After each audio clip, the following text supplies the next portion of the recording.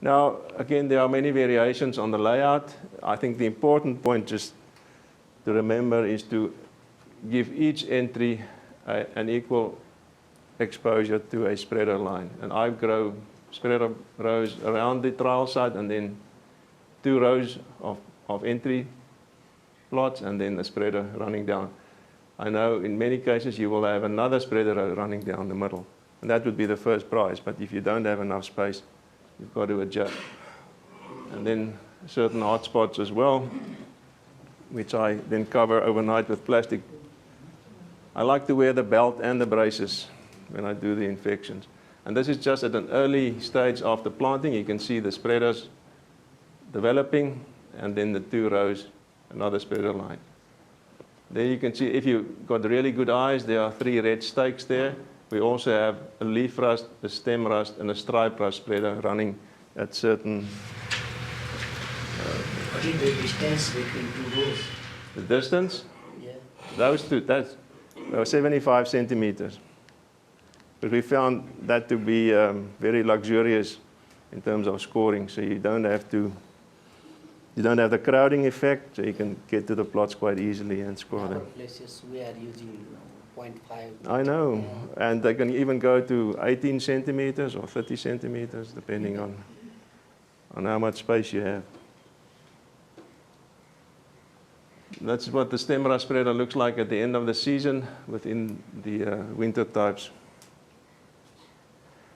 What I've also done is when we want to test barley, for instance, we would grow 1/2 meter of barley and then a susceptible stem rust check in the same row, just to make sure that we have enough spore showers coming onto that particular, if it's a very valuable collection. I always use viable inoculum. I know those of you that don't have access to minus 80 degrees storage or liquid nitrogen, you have to collect spores from the previous season and then in some way keep them in a viable state for the next season. But I always try to use viable spores. And I have to plan in advance to get the inoculum harvested a day or 2 before I go to the field for inoculation.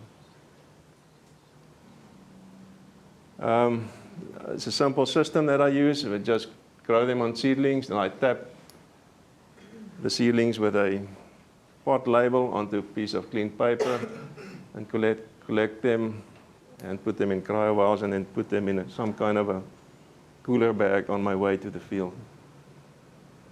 We've mentioned the spreaders and hotspots, the injection of the spore water suspension. In our conditions, I get the best results by using the light mineral oil. It's a paraffinic solvent. There are many brand names. We use Soltrol 130. And I use an ultra low volume sprayer. That's the best. You can also directly inoculate the entries if you wish with a backpack sprayer. We have actually used a tractor boom sprayer with water and tween as a surfactant. And then we cover some of these hot spots overnight. There's the Soltrol inoculation oil. That would be a suspension of spores ready to go out in the field. I have a very old ultra-low sprayer. It's, I think, older than me. And then you can see Willem Boshoff, one of my colleagues, in action. And there's a system you can use for physically injecting spore water suspensions into the How long is that suspension viable in that jar? We can keep leaf rust lasts the longest. In the refrigerator, it'll last up to 3 months in oil. Stem rust at least a month. And stripe rust is pretty useless. It just dies. You've got to use fresh spores for that. Yeah. We started off with these very, elaborate structures and covered them late at night, and had to take them off early in the morning because we didn't want the sun to burn the plants underneath the plastic.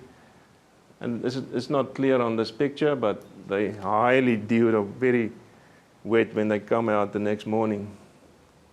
I've now simplified the procedure. I just use, I don't know what you call it, water piping that you use for plumbing. It's flexible, so you just cut a few sections of 2 or 3 meters, stick it in the one end and bend it over and cover with plastic overnight, 2 to 3 rows. And another very simple system is we use these plastic buckets. These are the spreader rows again. You can see the red stakes there. Plastic buckets, which we put a piece of plastic on one end, the other end is open. They go over the inoculated plants, and we leave them in there overnight. So it's very easy and it's not labor intensive at all. And we also put in thermometers. If you have more fancy sensors, you can measure the humidity and temperature, etc., leaf wetness duration as well. And again, under our conditions, 2 weeks after infection, we will see the first stripe rust symptoms coming up. And in the end, that's what it looks like. You know, heavily infected stripe rust borders and spreaders. And this, the entries, the test entries, not even headed out at this stage, so that would be ideal to have a good infection of your plots. There's another picture of the stem rust spreaders and the rows in between at a later stage.